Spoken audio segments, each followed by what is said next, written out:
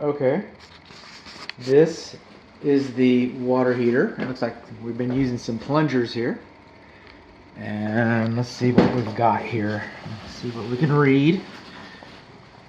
What we're reading here is that... What are we reading?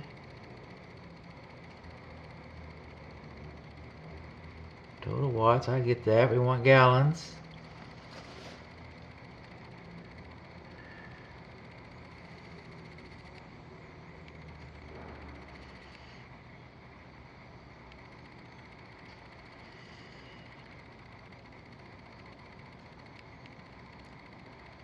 $50 gallons.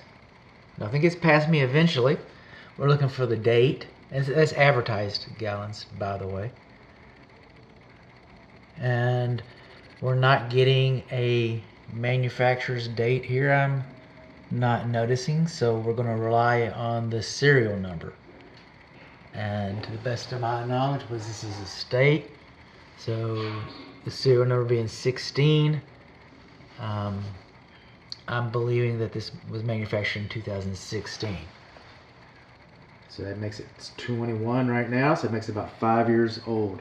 Water heaters last about 10. Electric water heaters, sometimes around here, they last a little longer, but not much longer. Usually 10 years is what most people expect a water heater to last around here. Now this water heater's got some things going. It's too close to the garage floor. Too close to the garage floor. It should be at least 18 inches above the garage floor. And they say, what's an electric water heater? It's not a gas water heater. But that's true. But the gas from your car, your vehicle, this is a switch. These are relays. And it's also to be elevated because gas settles. Another thing that we should have in here that I'm not noticing is we do not have a safety pan. So if the bottom of this goes out, the safety pan is supposed to save it. So then we're coming along here. It's the care and use manual. A lot of home inspectors will say, "Oh, you got a flexible drain line. That's not against. That's against code. That's against code." It's not. It's not against code. It just doesn't happen to be. Now, what happens to be against code is you're not supposed to have threaded ends. And to get this connector on here like this, they had to put a nipple in here with threaded ends. That is what's against code. That's against code right there. This should be insulated. I don't know why that burn mark is there. That's weird. That should be insulated. Okay, and these water supply lines coming in here, they should be insulated as well. That's your main water shutoff valve, and we got corrosion on that. They should have replaced that like 5 years ago. Okay, these are your dielectric unions. Okay, those are good. Those are good, but these lines, these water lines, they're supposed to be insulated. And feel that. This is supposed to be cold water. It says cold, but this is hot and this is cold. We're going to have to look into that a little more. That's unusual. That is unusual. Okay, this is the electric supply that's coming to. Let's see. We can do wide angle. We are doing wide angle. This is the electric power supply coming to the water heater. You should have an electric disconnect. Well, in essence, you do. You have the heater downstairs, but it looks like they got mixed up. Water heater. This is your electric disconnect for the water heater. Okay, and we're going to talk about this a little bit. So even though you don't have a switch in here, the main power disconnect is within sight inside the garage. So that's actually a good thing. Let's see. Let's go a little farther. Let's go a little farther. That's 1, 2. How many bins are you?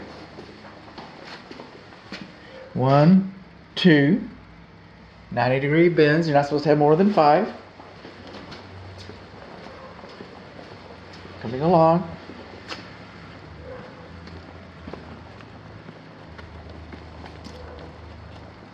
Comes out here in the front flower bed.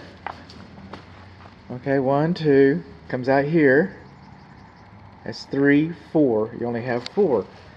But you see right here where the temperature pressure relief valve drain line, it terminates next to the ground. It's not supposed to be terminating farther than 6 inches higher than the ground, away from the ground.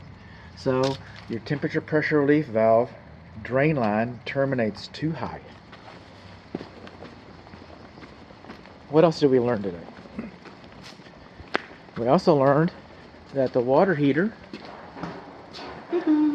the water heater is too close to the garage floor. We learned that the water heater does not have a safety pin. We learned that we have threaded ends on the temperature pressure relief valve drain. We learned that the valve itself is not insulated, the water supply line is not insulated, and then again, we learned that I'm going to check into this a little further about the relationship between the hot water, because that feels warm, it feels cold. And maybe when I start running water, we'll get something different. We learned that we've got a plunger in here. What's that about?